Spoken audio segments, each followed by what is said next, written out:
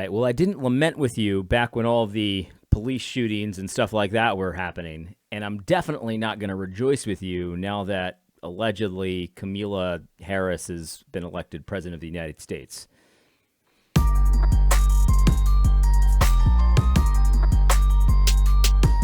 I gotta say, it's the amount of people that are encouraging me to like celebrate this historic kind of thing. It just doesn't make any sense to me. It's upside down, just like everything in the mainstream media and Big Eva and all that kind of thing. It's just very, it's confusing that someone could do this with a straight face. You see people that are celebrating sort of like, Kamala Harris, she's sort of black and she's a woman. Sort of. So, we need to celebrate. This is a historic occasion.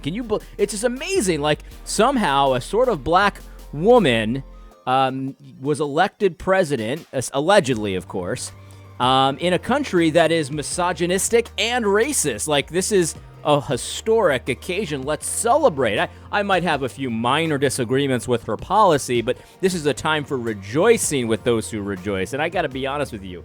It's upside down, man. I'm not going to do that.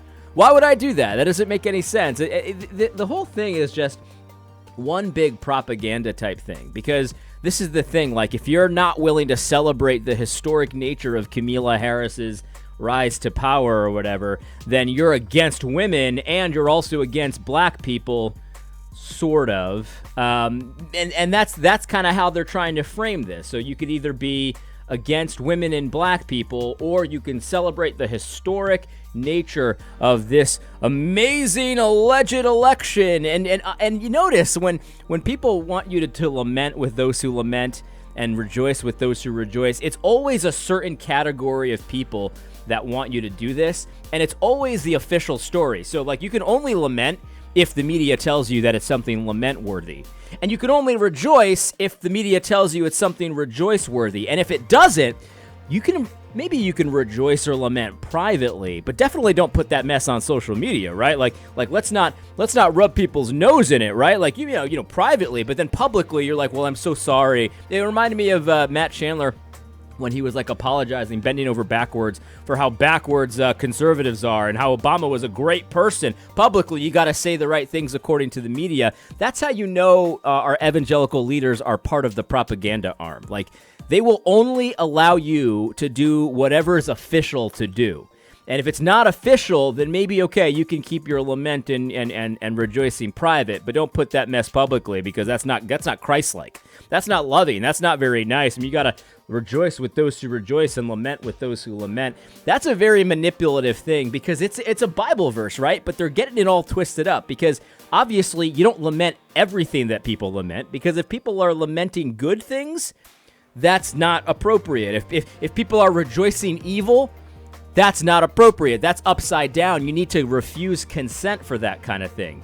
And the reality is that right now, the people that are rejoicing the historic nature of this amazing alleged election of Kamala Harris or whatever, she's sort of black and she's a woman. It's not something to rejoice. I mean, the Bible even tells us about this. This is not just my opinion. Proverbs 29 tells you what right side up people do. Proverbs 29 verse 2. This is what it says. This is the King James Version, because that's the version I've been reading lately. These are the words of God. It says, when the righteous are in authority, the people rejoice. But when the wicked beareth rule, the people mourn. Now, there's nothing rejoice-worthy about Kamala Harris and her little friend Joey Biden being allegedly president-elect. They got the official office, the office of the president-elect.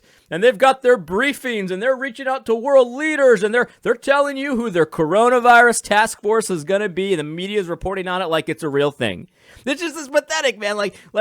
No. We're not rejoicing that just because she's kind of black and a woman. In fact, we should lament the fact that she's a woman, because she should be at home thinking about things at home. Does she have kids? Maybe not. I don't know if she has kids or not. But if she doesn't, she should probably have some kids and focus on that.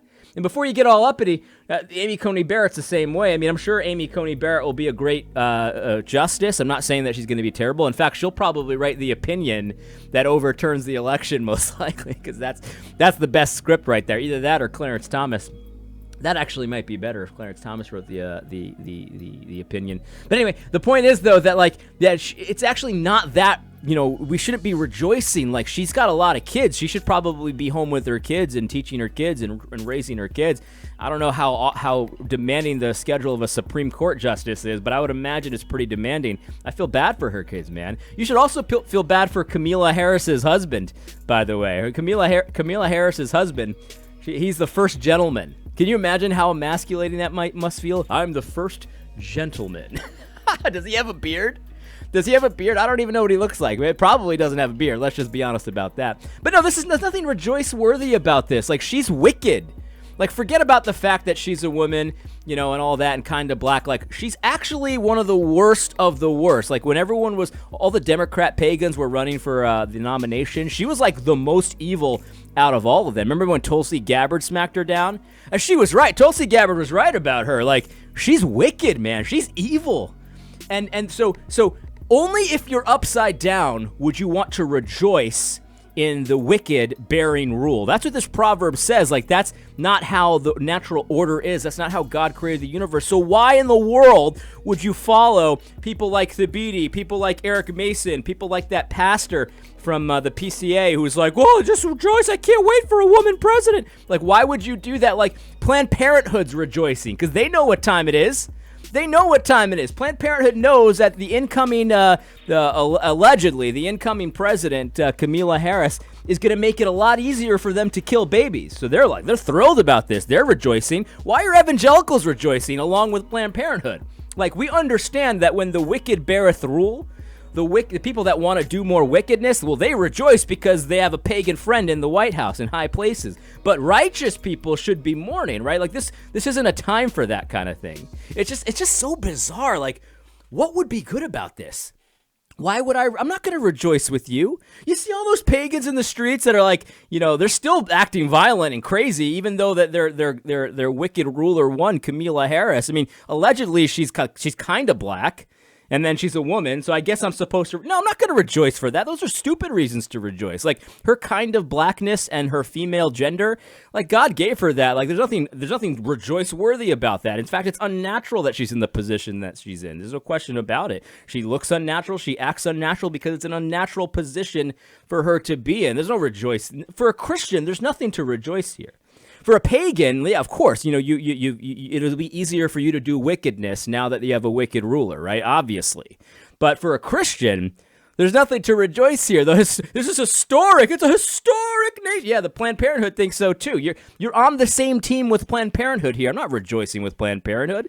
No, that's a sin to rejoice with Planned Parenthood. We much rather mourn with against Planned Parenthood. We much rather pray against Planned Parenthood. We mean when wicked rulers die, that's the time to rejoice. Like, it's upside down what you guys are doing, man. What you guys are trying to get us to do is upside down. And I got to say, it's obvious that you're thirsty for the approval of the pagans, right? Like, that's obvious. You want to make sure that whatever you say to the pagans, like, it's essentially in line. And maybe you don't rejoice as much as them, but you want to at least pay them their respect. Give them a little pinch of incense. It's just a little pinch, right? It's just a little pinch. That's why you do it. It's pretty gross. But there's nothing to rejoice here. I mean, like, honestly, I'm starting to think that it's definite that Trump is going to get 4 more years, right? And when Trump gets 4 more years, I'm going to breathe a sigh of relief. But I'm not, like, thrilled. I mean, yeah, he's hilarious. I enjoy his tweets. His hijinks are hilarious. He's a way better president than I thought he would be, but he's got some serious problems, too. Like, he's kind of socialist himself, right? Yeah, he's pretty good on war, but he should... amp that up a little bit, get us out of more wars. Joe Biden's already promised more bloodshed. He's like, oh, America's back in the game, baby. You know what that means? That means Syria is about to get bombed into Kingdom Come. That's what that means. And he told you he was going to do this stuff. Like, you guys are like, whoa, yeah, I couldn't believe it. He's gonna promote transgenderism. He's gonna promote more wars. He's gonna do lockdowns. You guys are nuts, man. I know you guys knew that beforehand. Don't try to act like I need to rejoice about this. No, this is the wicked bearing rule. And Proverbs 29 says, in the right side up, we're Christians here. We should be right side up. We ought to mourn that, not rejoice. But I don't even think they're going to be elected. Kamala is not going to be the president. I think it's starting to look like Trump is actually going to get 4 more years, so I'll breathe a sigh of relief. I'm not going to be rejoicing in the streets because I understand what this means. Trump is not the greatest president ever. He's funny, and he's way better than I thought he would be, but he's got some serious problems. I mean, he's kind of socialist. He gives way too much money to welfare programs. There is still too much war with him, even though he hasn't started new wars and he's de-escalated many of them. That's a good thing, but he needs to do more. Taxes are still way too high. There's still too many abortions. He hasn't gone fast enough on that. But listen, it'll be way better than what Planned Parenthood knows is going to happen. They know what time it is. It's going to be baby-killing paradise for Planned Parenthood, so they're rejoicing because they're wicked. So the question of the Christians, though, is why are you rejoicing, right? Like, this is the thing. There's nothing to rejoice. Even if Trump gets elected, we got a situation here where millions and millions and millions of Americans realize that the elections are fake, right? This election was obviously fake, and it's very likely a thinking person realizes that this is probably not the first election that's been fake. Let's just be honest about that. They didn't just start doing this in 2020, obviously. So there's millions of Americans that don't believe the elections are real. That's a problem. And then when it gets overturned by the courts, we're going to have millions and millions and millions of Americans, especially the more violent among us, that don't believe the court system is real. So no matter any way you slice it, America's got a problem here. And so that's why I say, like, no despair, baby, because you can't change all that stuff, but you can change your reaction to it. You can focus on God's commands and obey God yourself. And so what I'm wondering is, why do we have legions of big evil leaders that are essentially propagandists for the machine? Because you guys are the ones that started telling us that we need to trust our emotions instead of the facts. And you're still doing it. Like, every time there was a police shooting, no. Don't worry about the facts. Don't worry about what actually happened. Just lament. They got to get those emotions going, right? And now they're telling you the same thing. No. Don't worry about the court cases and the obvious voter fraud that's obvious to everyone that has a brain on their shoulders that sees the data. Don't worry about that. Just rejoice. You just got to rejoice. Like, don't listen to people. People that are doing that they're trying to get your emotions going first and actually telling you to set aside reason. They got the emotions are just flowing. They want you to rejoice. The Bible says rejoice.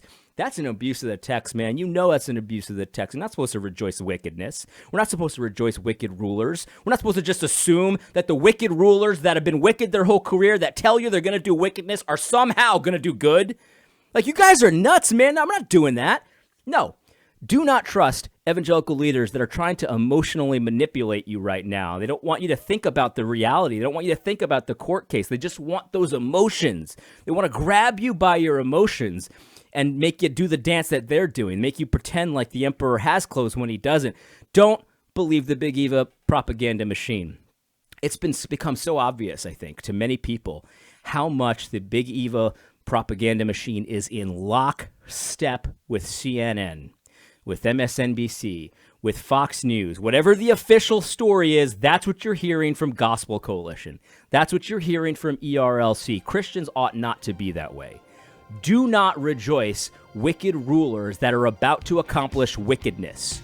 Rather, you should be fighting against it. You should be resisting. You should not consent to any of the nonsense, because what you're going to see from Big Eva when Trump gets reelected for another 4 more years is whatever you're going to get on CNN. Oh, it's a fascist coup, even if it's obviously just what actually happened in the election. No. It's a fascist coup attempt. They're already switching the game here. If you notice, some of the language has been switching. It's like, well, it went from no voter fraud to, well, voter fraud always happens, to, well, it didn't really affect the election. I mean, yeah, sure, there was millions of dead people voting, but it didn't really change the results.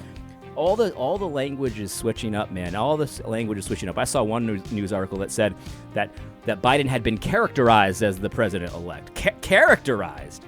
And watch the language that's being put out by the mainstream media, because that's what you're going to get from Big Eva tomorrow.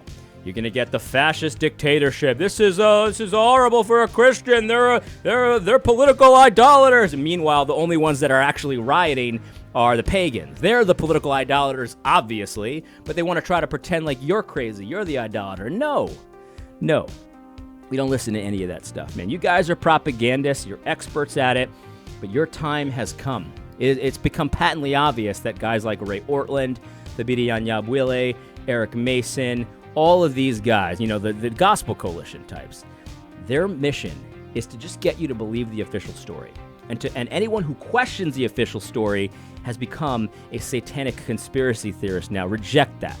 No despair, baby, because they want you to believe the upside down where you rejoice when a wicked ruler comes to rule. But the Bible says actually the opposite should be true for people of God. We should be actually mourning when a wicked ruler comes to power. It's not like they're hiding their wickedness. Their wickedness has been open for everyone to see. And so, no, I'm not going to celebrate because she's kinda black, Camila, whatever her name is, kinda black, and she's a woman. She's wicked. She's a Jezebel. We don't celebrate Jezebels. We don't expect Jezebels to do the right thing, baby. No. We instead mourn that, resist it, and honor God in our families and in every area of life. I'm on to you, Big E, but we've been on to you for a long time. And the reality is, you know that more and more people are waking up to your game every single day. I think it's fantastic. I hope that the fear of God is in you. Anyway, I hope you found this video helpful. God bless.